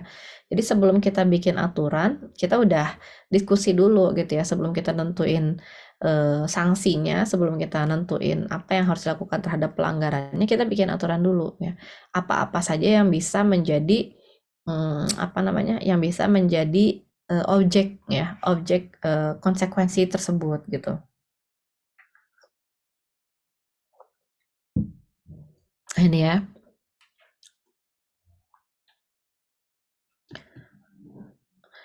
Nah, kemudian sesudah Nabi Adam diturunkan oleh Allah Subhanahu wa taala ya ke muka bumi itu, kita tahu tadi gitu ya, bahwa setan itu tidak berhenti menggoda manusia sampai akhir zaman. Ini juga akan kita ingetin terus ya sama anak-anak kita bahwa mereka itu tidak aman gitu. Bahwa mereka itu walaupun cuma sendirian, mereka itu tidak aman gitu ya. Nanti kita akan bahas gitu ya, misalnya dalam diskusi-diskusi, kenapa sih kamu ini nggak bisa berhenti main game gitu ya, kenapa kamu ini nggak bisa disiplin dalam belajar, kenapa sih kalau waktunya ngerjain tugas itu kamu selalu menunda-nunda, kenapa sih kalau waktunya belajar itu kamu selalu tertarik untuk terdistraksi dengan sesuatu hal yang menyenangkan misalnya gitu ya. Jadi kita akan ajarkan gitu ya kepada anak-anak bahwa memang setan itu tidak akan pernah berhenti mengganggu kita, tidak akan pernah berhenti menggoda kita supaya kita itu mau mengikuti jalannya gitu ya. Hatta tattabi'u khutuwati syaitan, sampai kita itu mengikuti jalan-jalan setan gitu ya. Jadi kita berikan kepada anak-anak kita pemahaman gitu bahwa ketika mereka merasa terganggu gitu ya dengan hawa nafsu mereka sendiri, itu langsung berusaha untuk bangkit gitu ya, membaca ta'awuz yang a'udzubillahi minasyaitonirrajim. Karena kadang-kadang anak-anak itu juga butuh bantuan gitu. Mereka tahu mereka itu harus belajar, tapi mereka itu sangat tergoda misalnya dengan game yang sedang mereka mainkan gitu ya, sehingga mereka itu merasa tidak berdaya gitu ya, ingin berhenti tapi nggak bisa gitu ya, ingin melakukan yang benar tapi nggak sanggup gitu. Kadang-kadang itu yang membuat dilema, yang akhirnya membuat anak-anak kita juga jadi merasa sangat bersalah, tapi mereka juga bingung harus gimana, dan akhirnya mereka jadi stres gitu ya, mereka jadi nggak tahu ingin memulai dari mana gitu ya, sehingga akhirnya mereka cuman mau nerima label yang disematkan kepada mereka bahwa mereka anak malas, mereka anak bodoh, mereka anak yang tidak bertanggung jawab, mereka anak yang tidak disiplin, mereka anak yang tidak mempedulikan orang lain, mereka yang egois, mereka tidak bisa membagi waktu dan segala macam gitu ya. Padahal sebetulnya mereka sendiri juga tahu gitu, dan mereka juga ingin mereka itu menjadi orang-orang yang bisa mengendalikan dirinya sendiri gitu ya. Makanya ini kita pahamkan kepada anak-anak bahwa bisa jadi ketika kita merasa tidak sanggup ya menahan hawa nafsu sendiri itu gitu ya, mungkin karena saat itu setan sedang menguasai kita gitu ya. Kita ajari anak-anak kita untuk tadi gitu ya, bertaus, memohon perlindungan dari Allah Subhanahu wa taala dari godaan setan yang terkutuk ya. Kemudian kita juga ajarkan misalnya anak-anak kita untuk membaca Quran surat Al-Falaq ya 3 kali di pagi hari, supaya ketika dalam beraktivitas nanti gitu ya, baik itu di sekolah itu nggak ada yang ganggu ya. Kan di Quran surat Al-Falaq itu kita berlindung kepada Allah Subhanahu wa taala min syarri ma khalaq, dari segala sesuatu yang diciptakan oleh Allah gitu ya, dari teman-teman yang nakal, dari bu guru yang galak gitu ya, dari orang-orang yang akan mengganggu di perjalanan, dari makhluk-makhluk Allah yang akan mendistraksi kita dalam proses belajar gitu. Kita berdoa kepada Allah Subhanahu wa taala dengan taus, kemudian kita baca gitu ya Quran surat Al-Falaq itu 3 kali di pagi hari gitu ya. Kemudian nanti 3 kali lagi kita baca Quran surat Al-Falaq itu di malam hari atau di sore hari gitu ya, supaya kita terlindung dari godaan-godaan setan dan makhluk-makhluk Allah yang lain itu sepanjang malam gitu ya. Kita juga diberikan kemudahan oleh Allah Subhanahu wa taala untuk bangun pada malam hari. Kita juga diberikan kemudahan oleh Allah Subhanahu wa taala untuk melaksanakan tugas-tugas dan kewajiban kita di malam hari gitu ya. Seperti itu. Jadi kita ajarkan kepada anak-anak kita tentang kemampuan ya untuk bisa mengontrol diri gitu ya. Nah, kemudian kita juga akan fahamkan kepada anak-anak kita gitu ya, melalui kisah Qabil dan Habil ini gitu ya, bahwa yang namanya kebenaran dan kebatilan sampai kapanpun itu tidak akan pernah bisa bertemu gitu. Jadi ketika kita menemukan gitu ya, menemukan ada yang hak dan ada yang batil, kemudian kita bermimpi untuk mempersatukannya gitu ya, kita bermimpi untuk mencari jalan tengahnya gitu ya, kita harus pahamkan kepada anak-anak bahwa ini nggak mungkin gitu ya, ini nggak mungkin bersatu karena kebatilan dan kebatilan dan kebenaran itu seperti air dengan minyak gitu ya, yang tidak bisa bercampur gitu, jadi masing-masing aja gitu ya, saling tolak menolak ya. Nah, pertentangan abadi antara kebenaran dan kebatilan ini dikaitkan gitu ya dengan perbedaan tujuan gitu ya. Jadi sesuatu yang batil itu selalu bertujuan ya kepada segala sesuatu selain Allah gitu ya. Jadi tujuannya adalah untuk mencapai segala sesuatu selain daripada Allah Subhanahu wa taala, entah itu keinginan untuk mendapatkan harta dunia gitu ya, keinginan untuk mendapatkan pujian dari manusia, keinginan untuk mendapatkan keterkenalan gitu ya, keinginan untuk mendapatkan keuntungan dan seterusnya gitu ya. Sementara kebenaran itu sumbernya dari Allah Subhanahu wa taala dan dikaitkan gitu ya dengan keinginan kita untuk mendapatkan penerimaan dari Allah Subhanahu wa taala. Makanya nggak akan pernah bisa ketemu gitu ya. Walaupun misalnya dua-duanya sama-sama bertujuan tuh seperti sama-sama melakukan satu perbuatan yang sama-sama baik gitu ya, misalnya sama-sama infak gitu ya. Yang satu infaknya untuk di jalan Allah Subhanahu wa taala, yang satu infaknya untuk mendapatkan mendapatkan pencitraan gitu ya, akan meningkatkan penjualannya dia, akan meningkatkan ketertarikan orang kepada produk-produknya dia gitu ya. Nah, ini kita harus ajarkan gitu ya kepada anak-anak bahwa ini nggak akan bisa ketemu. Termasuk juga ketika mereka misalnya nanti ingin mencampur adukan antara kebenaran dan kebatilan. Mereka ingin berinfak, mereka ingin bersedekah, aktivitas amal soleh, tapi disisipi gitu ya dengan keinginan-keinginan yang sifatnya duniawi. Nanti kan kita ajarkan kepada anak-anak kita bahwa ketika melakukan aktivitas ya sebisa mungkin kita bisa mengikhlaskan ya segala sesuatu ini supaya sesuai dengan apa yang dikehendaki. Sibuk dia mah. Ulang tahun ada acara berarti. Ulang tahun. Ya.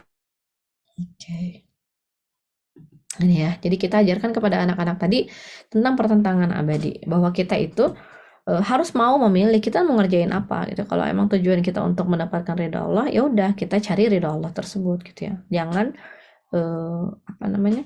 jangan campur-campur gitu ya, jangan campur-campur dengan keinginan-keinginan untuk mendapatkan hal-hal yang tidak sesuai gitu ya. Makanya nggak mungkin misalnya orang itu bisa berinfak kalau misalnya dia mendapatkan hartanya dengan cara yang haram. Itu sampai kapanpun juga sama Allah Subhanahu wa taala itu nggak akan diterima gitu.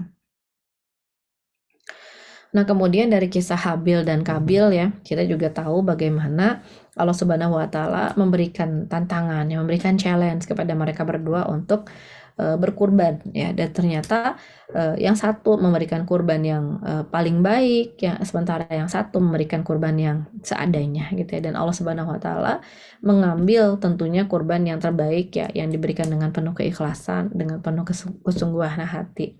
Dan juga kita sampaikan ya nanti kepada anak-anak kita bahwa yang namanya nilai kita di sisi Allah Subhanahu wa taala itu tergantung dari sejauh mana kita berikhtiar dan berusaha gitu ya.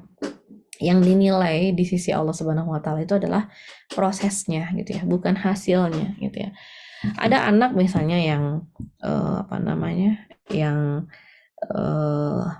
ketika mencoba untuk menghafalkan Al-Quran itu ternyata nggak sebagus saudaranya gitu. Misalnya adik kakak gitu ya.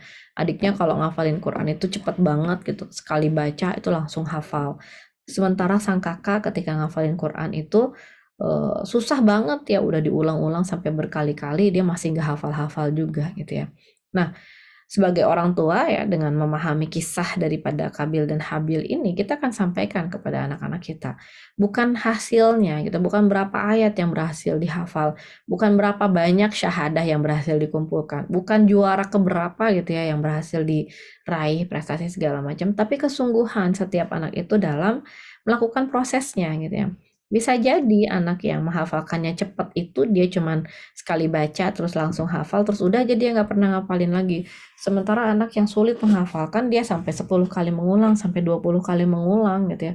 Sampai setiap hari mengulang, sampai terus-menerus dia mengulang sehingga di sisi Allah Subhanahu wa taala bisa jadi nilainya jauh lebih tinggi ya, jauh lebih baik ya dibandingkan dengan anak yang mudah menghafalkan tadi. Jadi kita juga belajar ya bahwa yang penting itu kita sebagai manusia itu mempersembahkan yang terbaik kepada Allah Subhanahu wa taala untuk mendapatkan keridhoannya dari Allah Subhanahu wa taala gitu ya. Kita ajarkan kepada anak-anak kita, yang penting kamu itu jujur gitu ya. Di masa-masa mereka harus ujian, mereka harus UTS, mereka harus mengerjakan tugas gitu ya. Kita ajarkan kepada mereka nilai-nilai kejujuran gitu ya, bahwa yang dinilai di sisi Allah itu adalah ikhtiarnya gitu ya. Bahwa ketika kamu sudah berusaha untuk menyiapkan diri kamu dengan sebaik-baiknya, kamu harus yakin akan adanya pertolongan dari Allah Subhanahu wa taala. Kamu harus yakin dan confidence bahwa Allah Subhanahu wa taala akan memberikan penerimaan gitu, akan menerima apa yang dipersembahkan dengan terbaik, dengan yang sebaik-baiknya. Tapi kita juga mengajarkan ya kepada anak-anak kita rasa malu ya kalau misalnya mereka itu melakukan sesuatu asal gitu ya. Mereka melakukan sesuatu itu tidak sungguh-sungguh seperti yang seharusnya mereka lakukan gitu ya. Kayak misalnya kalau di sini saya lagi nemenin bimbing hafalan gitu ya, setoran hafalan ya. Kemudian kadang-kadang dia sungguh-sungguh misalnya ya dalam bermurojaah gitu ya, sampai murojaahnya tuh banyak misalnya ya sampai 1 juz gitu. Kemudian ketika dia setor sama syekhnya bilang Masya Allah gitu. Nah terus bimbing bilang gitu ya, Mi gitu ya, sama syekhnya di Masya Allahin gitu ya. Jadi artinya dapat pujian lah gitu ya dari syekhnya. Terus saya bilang, kan kamu sendiri yang senang ya kalau kamu udah melakukan sesuatu dengan sebaik-baiknya, terus kamu mendapatkan penghargaan dari syekhnya gitu ya, kamu ngerasa senang gitu ya. Tapi ketika dia itu ngulangnya gitu ya, nggak sungguh-sungguh, misalnya hari itu dia lagi banyak main, terus disuruh ngulang hafalan tuh juga asal-asalan gitu ya, bilangnya aku udah bisa gitu ya, tapi dia nggak ngulang lagi. Akhirnya ketika setoran itu sama syekhnya diberhentiin karena nggak lancar atau karena ada salah-salahnya gitu ya, maka kita akan sampaikan gitu ya kepada anak kita bahwa ya begitulah, kalau kamu tidak berusaha bersungguh-sungguh, kamu akan mendapatkan hasil sesuai dengan apa yang kamu usahakan gitu ya. Jadi di sini kita ajarin gitu ya anak-anak kita untuk belajar ya menanggung konsekuensinya sendiri dari apa yang sudah dia usahakan gitu ya, sehingga dia terlatih ya untuk mempersembahkan yang terbaik untuk mendapatkan keridhaan dari Allah Subhanahu wa taala gitu ya. Nah, ini seperti yang dilakukan oleh Habil ya. Jadi kalau kalau anak-anak lagi dapat cerita ini, mereka sendiri juga suka ngerasa gitu ya bahwa iya ya, saya belum memberikan yang terbaik gitu ya. Kadang-kadang kalau misalnya kita lagi ingin nasihatin anak-anak ya, kan ketika kita mau ngasih nasihat sama anak-anak itu, eh, waktu yang paling efektif itu biasanya bukan pas mereka melakukan kesalahan gitu ya. Karena kalau pas mereka lagi melakukan kesalahan, itu merekanya lagi kesel, lagi apa namanya, lagi nggak enak gitu ya perasaannya, sehingga nggak bisa tiba-tiba kita nasihatin begitu aja gitu. Makanya biasanya paling asyik gitu ya ngasih kisah itu pas merekanya udah santai banget gitu ya, udah malam, udah mau tidur misalnya ya, merekanya udah siap untuk istirahat ya, udah nggak ada yang berantem juga gitu, baru kita cerita. Dengan misalnya suka cerita kayak gini, kalau misalnya mau negur gitu ya, negur anak yang ketika siang hari itu ngegangguin kakaknya, misalnya saya mau menegur dedek gitu ya. Ntar saya cerita ada seorang anak laki-laki yang mengganggu kakaknya gitu ya. Nah, baru kayak gitu aja dia udah langsung senyum-senyum sendiri gitu ya. Enggak, dede mah enggak gitu ya. Berarti dia ngerasa kan sebetulnya gitu bahwa dia tuh punya salah gitu. Kadang-kadang apa namanya, ngajarin lewat kisah seperti ini emang kenapa lebih masuk gitu ya. Karena kalau misalnya kita ngomongnya, Dede tadi gangguin Bibing ya, dia pasti langsung belum apa-apa udah defense sendiri. Tapi kalau kita pakai kisahnya gitu ya, Umi bilang, enggak, Umi lagi cerita tentang si A dan si B kok gitu ya, enggak lagi cerita tentang Dede, kenapa jadi Dede yang marah gitu ya, kenapa Dede jadi ngerasa kayak gitu, emang Dede tadi ngapain gitu ya, kayak gitu. Jadi apa, dengan adanya jembatan gitu ya melalui kisah ini, itu kita tuh bisa memberikan kesan-kesan, bisa memberikan pesan-pesan kepada anak-anak kita itu dengan lebih efektif, karena mereka jadi mikir, dan biasanya mereka akan apa namanya, menyandingkan diri mereka tuh dengan tokoh-tokoh yang sedang kita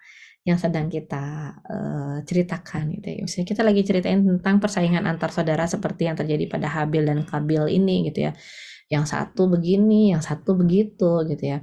Nanti habis cerita itu biasanya mereka itu suka saling ledek-ledekan gitu ya. Aku Habil, kamu Kobil gitu ya. Aku yang Habil, kan aku kemarin udah baik begini begini begini. Kamu Kobil, kan kamu gini gini gini.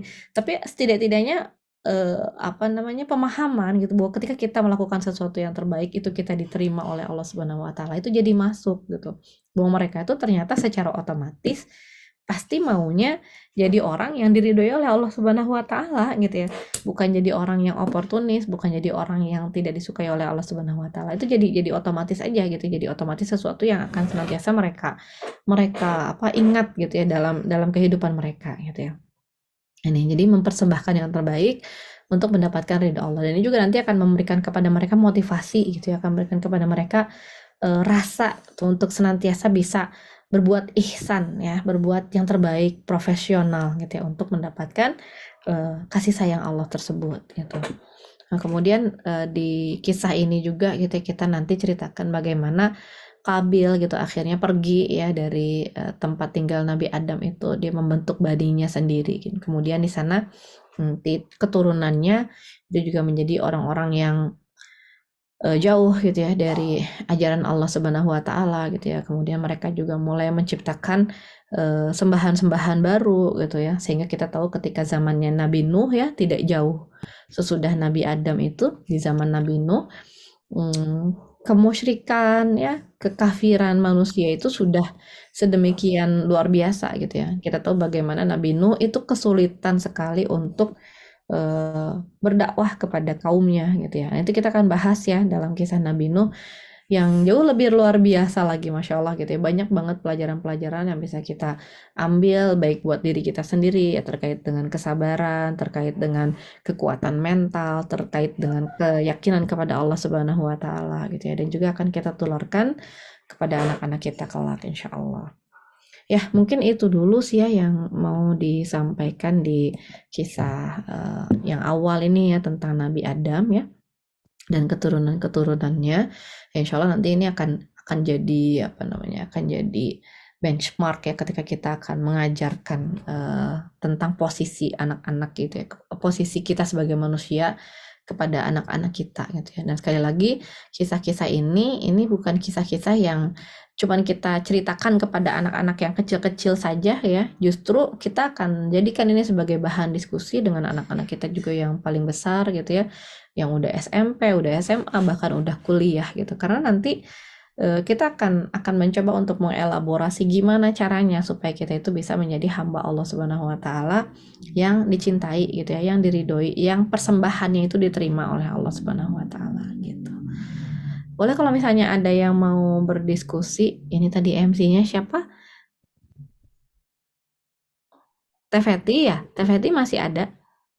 Kayaknya ada rapat tadi. Oh, masih ada rapat ya? Nah, ya udah. Mangga Tete kalau ada yang mau ditanyakan. Tuh Teh Rela, mangga Teh Rela. Assalamualaikum Teh. Hapunten belum bisa buka, ini lagi menyusui. Ke kamera. Ini Teh, tadi yang kalimat terakhir Teteh yang jadi sangat perhatian buat saya tuh bercerita dengan anak SMP. Kan kalau yang kecil-kecil 2 ini masih bisa saya ceritain. Tapi kalau udah pada mulai baca kan mereka bukan nggak mau ya, mereka udah bisa baca sendiri. Nah sekarang itu kan memang yang paling menantang itu anak yang SMP ya Teh ya, gitu. Nah gimana sih untuk mulai mendiskusikan sirah ini, cerita ini, dia sudah baca kan, ada Mumtaz di rumah, dia udah baca gitu. Tapi yang kalau misalnya dia mau cerita sama saya tuh kalau kayak kejadian proyeknya bukan kejadian, proyeknya di sekolah gitu ataupun teman-temannya gimana gitu. Dia nggak mau kalau misalnya mendiskusikan apa sih buku yang tadi kamu baca gitu atau gitu udah nggak apa ya nggak ini gitu. Nah gimana caranya mengajak anak SMP untuk bisa berdiskusi tentang buku-buku yang dia baca gitu. Nuhun ya Iya. Teh ya. Assalamualaikum. Waalaikumsalam warahmatullahi. Nah, iya, inilah kenapa kayak buku-buku Sigma ini kita jadiin namanya buku referensi ya, Teh Rela. Jadi kalau buku referensi itu nggak selalu harus dibaca bersama-sama gitu ya, tapi kita sediain buku itu sebagai bahan diskusi di suatu waktu nanti gitu ya. Jadi kalau yang anak-anak kecil kan mungkin kita bisa tadi gitu ya ngobrol bareng terus sambil cerita bareng gitu ya sambil baca bukunya bareng-bareng. Kalau yang udah baca atau udah gede-gede kita mainnya di ngobrol diskusi tadi dan diskusinya nggak melulu tentang buku gitu tapi tentang kisah yang sudah kita pahami bersama seperti tadi gitu ya kayak misalnya kayak tadi si anak tuh ngerjain project terus kita lihat betapa mereka itu ngerjainnya tuh kok kayak nggak sungguh-sungguh gitu ya kok kayaknya ngerjainnya tuh ngasal gitu ya baru kita masuk nih kisahnya Habil dan Qabil gitu ya jadi inget dulu ya pas Habil dan Qabil itu dimintai persembahannya oleh Allah Subhanahu wa taala misalnya gitu. Ternyata yang yang diterima itu di sisi Allah Subhanahu wa taala itu yang persembahannya terbaik. Kalau menurut Kakak gimana gitu ya? Kayak gitu aja gitu. Jadi kadang-kadang kita ngambil satu penggalan ya dari kisah-kisah yang kita sudah baca bersama atau kita sudah pahami bersama itu untuk kita diskusikan kembali gitu ya. Bahkan kalau misalnya udah terbiasa ya anak-anak itu dengan kisah-kisah, kadang-kadang bodorannya juga gitu ya. Bodorannya juga ya bodoran yang terkait dengan kisah-kisah itu gitu ya. Kayak misalnya saya lagi motong apel gitu ya. Terus tiba-tiba si Arsyad lewat. Hati-hati Mi, hati-hati. Ada Arsyad mau lewat gitu ya. Dia sok-sok kayak Nabi Yusuf gitu kan. Yang ketika lewat itu bikin ibu-ibu yang lagi motong apel tuh terpotong tangannya gitu. Jadi kayak gitu itu yang membuat kita tuh jadi senantiasa tersibgoh gitu ya dengan kisah-kisah di dalam Al-Qur'an tadi gitu. Nanti kalau misalnya kita ketemu dengan situasi dan kondisi yang lain, ya kita ambil ibrahnya juga yang lain gitu kayak misalnya mereka lagi dizolimi nih ya misalnya sama anak-anak yang lain gitu ya lagi dibully gitu ya. Kita bisa cerita.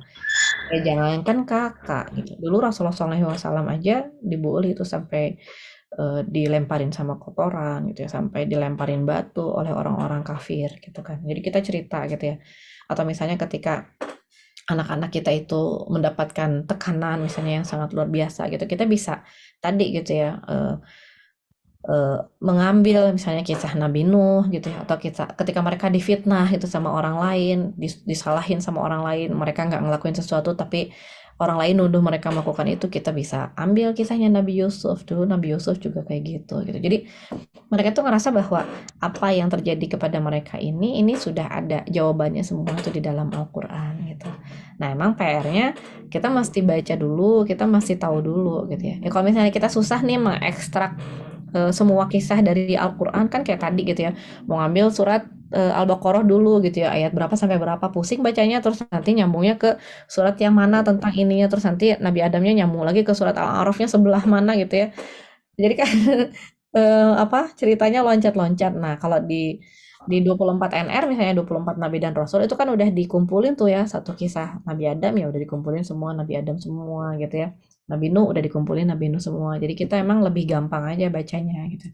Begitu bahasanya juga bahasa buat anak-anak ya, lebih gampang buat kita untuk bacanya gitu. Ya, gimana Terela? Teh, ini ada satu pertanyaan lagi lewat chat. Boleh. Ya, yang pertama ini dari Umi Ina. Assalamualaikum Teh Patra, izin bertanya. Saya Ina, anak saya 4, 3 laki-laki, homeschooling semua. Yang pertama, bagaimana Teh Patra mengatasi anak-anak mengatasi kebosanan? Yang kedua, bagaimana mengajarkan anak mencintai menghafal Al-Quran? Terus yang ketiga, bagaimana mengatasi sibling rivalry? Terus yang keempat, bagaimana jam screening time? Bolehkah main games untuk anak usia 10 tahun? Kayaknya banyak ya Teh ya, panjang. Banyak banget ya. Saya borong. Kayaknya satu sesi nanti ya Teh. Mungkin singkat-singkat aja dulu Teh. Mungkin nanti bisa jadi ide buat judul selanjutnya juga. Iya. Talim ya, banget Teh. Iya, yang namanya pertama mengenai kebosanan gitu ya. Yang namanya hidup pasti ada bosen-bosennya kan gitu. Jangan yang homeschooling, yang sekolah juga kan pasti ada bosennya ya. Yang homeschooling bosen di rumah, yang sekolah bosen pergi ke sekolah kan gitu. Jadi ya itu mah sesuatu hal yang memang manusiawi, dan kita juga nggak perlu gimana-gimana banget gitu ya. Selalu berusaha untuk supaya anak kita happy dan bahagia dalam segala situasi dan kondisi. Wajar-wajar aja lah mereka kadang-kadang boring, kita juga boring sama kan gitu ya, nggak apa-apa. Cuman kalau misalnya kejenuhan itu sudah sampai kontraproduktif ya, sudah sampai membuat mereka itu nggak bisa berkembang, nggak bisa ngerjain sesuatu dengan efektif, nah baru kita mencoba untuk melakukan satu tindakan-tindakan tertentu gitu. Ya emang sebenarnya jangan sampai nunggu sampai mereka nggak produktif gitu, jangan sampai nunggu mereka error dulu gitu ya, kan ada tanda-tandanya gitu ya. Kalau misalnya mereka masih boring tapi akhirnya bisa ngerjain dengan baik ya alhamdulillah gitu, berarti masih oke lah gitu.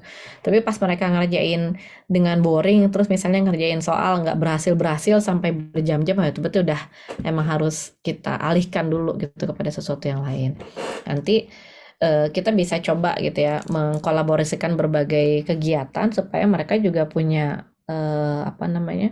punya alternatif kegiatan yang membuat mereka itu bisa merefreshingkan diri gitu. Jadi kalau lagi capek belajar bahasa Inggris, refreshingnya pakai belajar matematika. Kalau lagi capek belajar matematika, refreshingnya sambil nyanyi misalnya. Kalau lagi bosen nyanyi, nanti refreshingnya sambil olahraga gitu. Jadi satu demi satu itu kita ganti-ganti gitu ya materi-materinya supaya mereka sendiri juga nggak gampang bosan.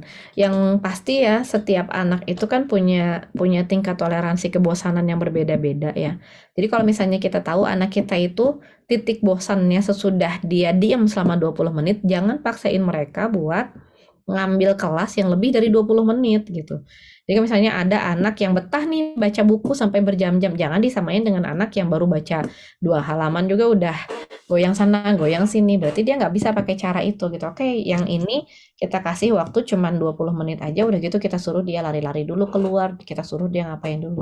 Jangan dibilang, tuh kakak juga tuh masih duduk di situ, jangan dibanding-bandingin sama kakaknya gitu.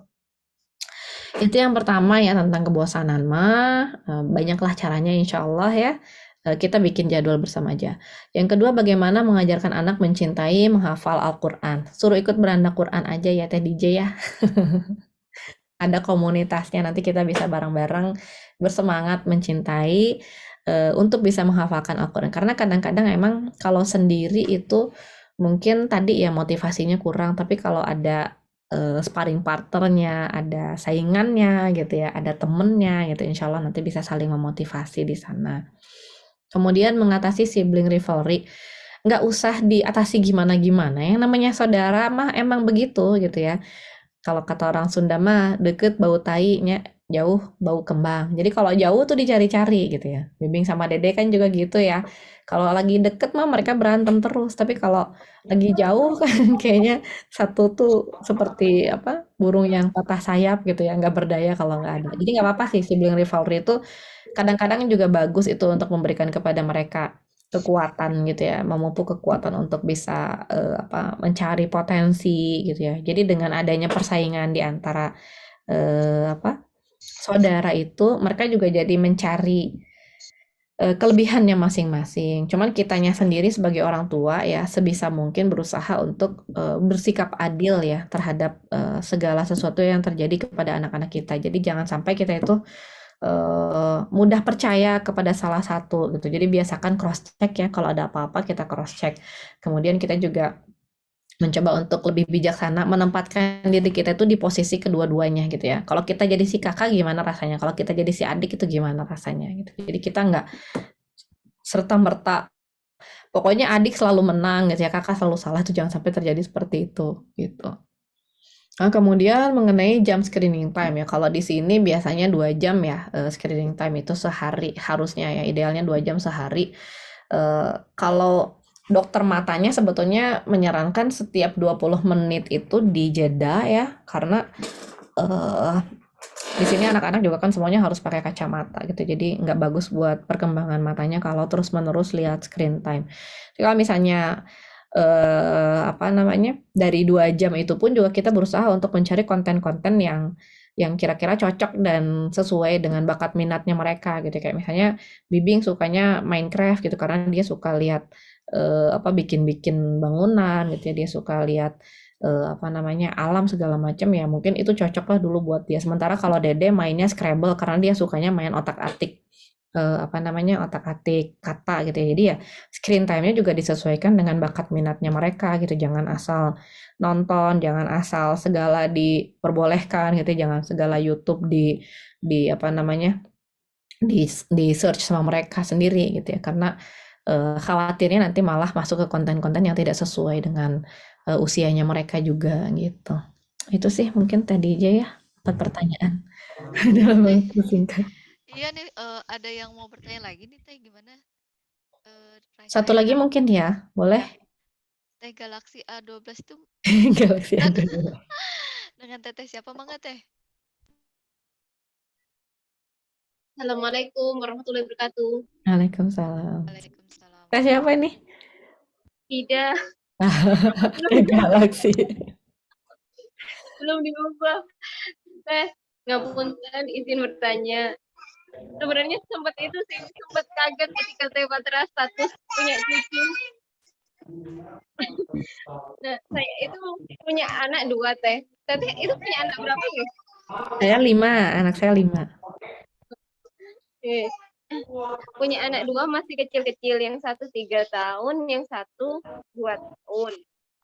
Nah, itu untuk cara mengajarkannya kan melalui kisah itu seperti apa? Terus tahapan untuk bisa membaca sendiri itu kapan kita mulai belajar untuk melepas perlahan itu yang kedua. Terus saya juga SLC Sigma tapi belum punya bukunya karena terbatas karena keterbatasan saya masih.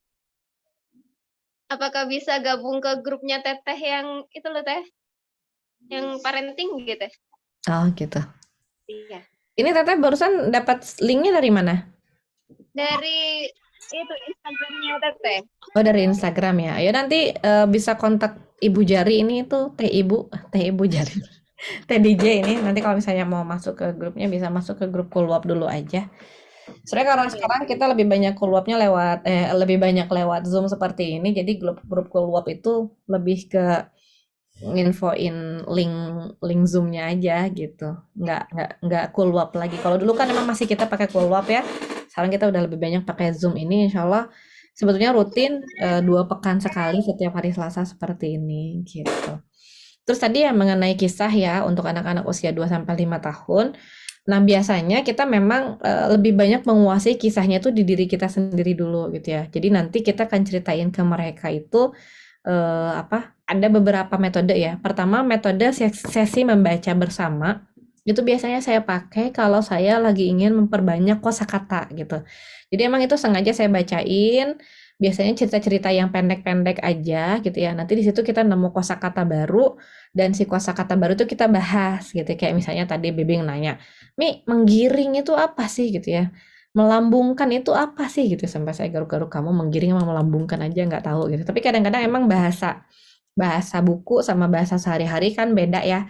Jadi kalau kita lagi pakai bahasa buku itu memang fungsinya untuk memberikan nuansa kosakata yang baru gitu. Termasuk ke anak-anak usia 5 tahun itu. Nanti ada sesi pemaknaan. Nah, kalau sesi pemaknaan ini biasanya saya pakainya storytelling. Jadi nggak baca buku. Itu udah pakai bahasa saya sendiri gitu. Yang tadi kadang-kadang saya pakai ganti tokohnya gitu ya, yang asalnya tokohnya siapa dan siapa, saya ganti tokohnya dengan Bibing dan De Ihsan gitu ya. Saya cerita ada seorang anak laki-laki yang pipinya gembil gitu ya, perutnya buncit, terus mereka langsung bilang Bibing gitu ya.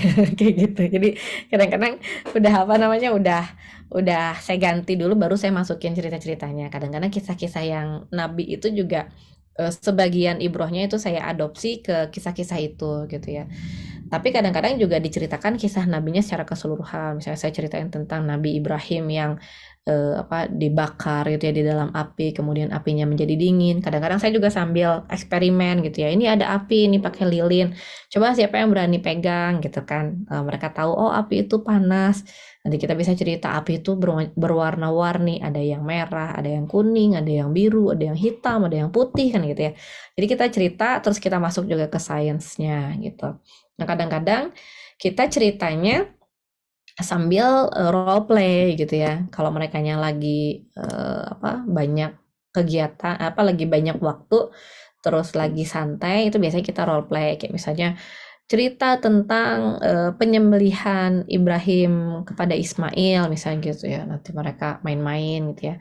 Ada dombanya gitu ya, ada bonekanya gitu ya. Mereka main role play atau mereka role play tentang sahabat-sahabat Rasul. Jadi bisa dengan cara apa aja dan insya Allah itu selalu seru. Kalau misalnya mereka belum bisa diajak role play, kita bisa bikin kayak gambar-gambar dari kertas gitu ya, atau misalnya tokoh-tokoh dari mainan-mainannya mereka gitu-gitulah. Kita main bareng gitu. Kayak gitu. Jadi insya Allah selalu banyak ya hal-hal dan cara-cara seru yang bisa kita terapkan ya ke anak-anak kita. Jadi nggak ada sih sebetulnya kesempatan mereka untuk boring itu insya Allah. Gitu Teh. Ya, Matur nuwun Teh, insyaallah. ya jazakallah khair Teh. Kayaknya udah mau azan ya. Yang ini masih banyak banget pertanyaan dari room chat. Mungkin lain kesempatan ya Teteh Afan nggak kejawab semua. Kita tutup kajian hari ini. Insya Allah nanti nyambung apa, Teh? 2 pekan lagi deh ya.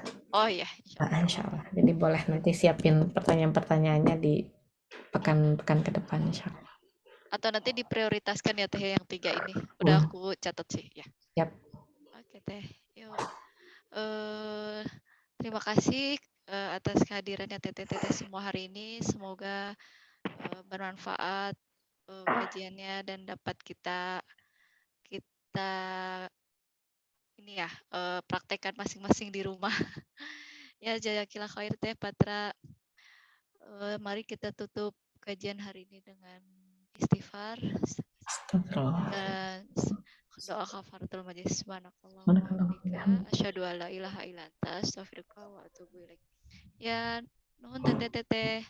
Mangga yang sudah selesai boleh live group. Nanti insya Allah kalau linknya akan saya share ya dari handphone admin. Insya Allah. Hatur nuhun Teh DJ, saya izin pamit juga.